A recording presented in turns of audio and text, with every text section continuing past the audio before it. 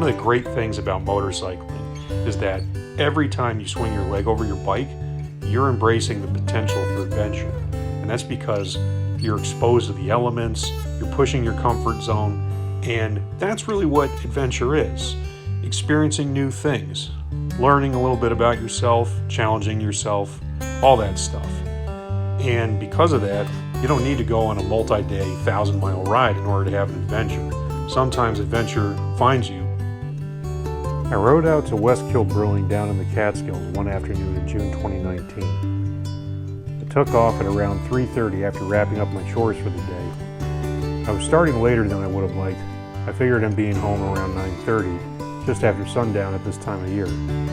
I don't love riding at night, but I was okay with it here since I wouldn't be riding in the dark too long, and I get to ride through the Schoharie Valley during the magic hour. West Kill Brewing is about a 2-hour ride south from my house, west to Schoharie on Interstate 88, and then a straight shot down to Grand Gorge on New York State Route 30, one of the best motorcycle roads in the state.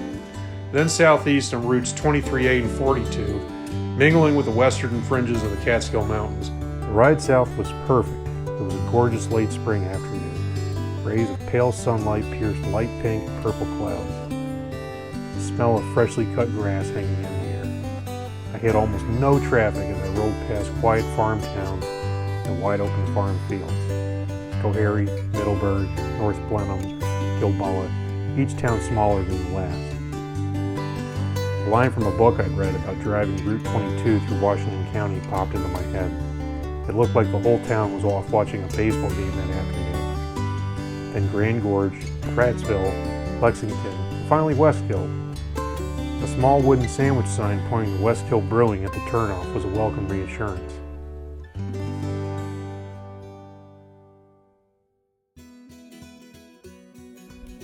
The vibe at West Kill Brewing was super laid back. The place was exactly how I pictured it, and totally worth the 2-hour ride. Folks sat around in Adirondack chairs sipping the house fare, watching the sun sink below the mountains across the road. I had a flight of beers and chatted up the bartender, one of the owners. The place was built on his family's property. I loved that West Kill Brewing was a homegrown kind of place. I sat back and took in the sunset and looked forward to a relaxing ride home.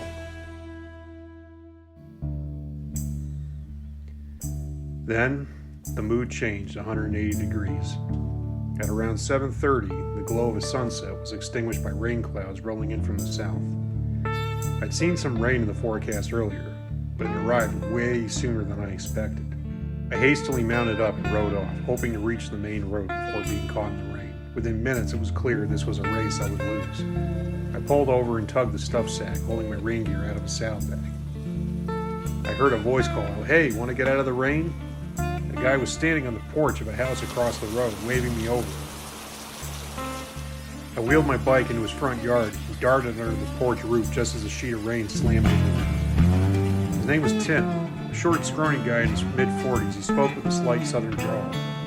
Tim said he and his wife were going to bed, but I could stay on his porch all night if I wanted. I thanked him, considered the offer for a second or two, but turned it down. I wanted to sleep in my own bed, and the rain would pass within an hour according to my weather app. I sat on Tim's porch watching the rain. Lightning flashed across the twilight sky. I shot my wife a text to let her know that I was okay and that I was hanging out on this guy's front porch. I also let her know that I'd be home around midnight. About an hour later, the rain let up, as predicted. I figured that was about as good a time as any to take off and make my escape. So I fired up my bike and headed back down to the main road. There weren't any lights on Spruceton Road, the road leading to West Kill Brewing. The darkness was compounded by the fact that there was fog hanging in the air. The rain hitting the hot pavement had evaporated, and now visibility was down to about 20 feet. The lack of visibility made the ride really dangerous. So I took it slow, keeping the bike in second gear the whole way until I reached the main road. This made the trip, which would have normally taken about 10 minutes, take almost half an hour. But it paid off. A couple of times I came around the corner and found myself face to face with a couple of deer.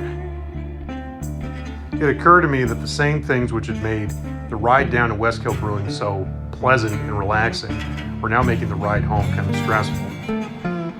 The quiet scenery and the lack of people now translated into totally dark roads after the sun went down. The darkness meant that I couldn't see as far out in front of me as I'd like, so I was constantly peering right up to the edge and beyond of my headlights to make sure I caught a deer or anything else wandering into the roadway as early as possible. Having to devote that extra energy really upped my stress level. I came across only 2 gas stations on my way home, and each of those stops were like an oasis in the night, an opportunity to drink some coffee, charge my phone, and rest up before the next leg of the trip. I reached home just after midnight as promised. Wet, cold, tired, I fell into bed. I woke up the next morning feeling refreshed. I didn't necessarily want to repeat the experience I had the night before, but I didn't regret having it either. It was a challenge, but like I said, motorcycling in general is an adventure, whether you're going on a long trip or whether you're just going out for the afternoon. And that's what makes motorcycling great.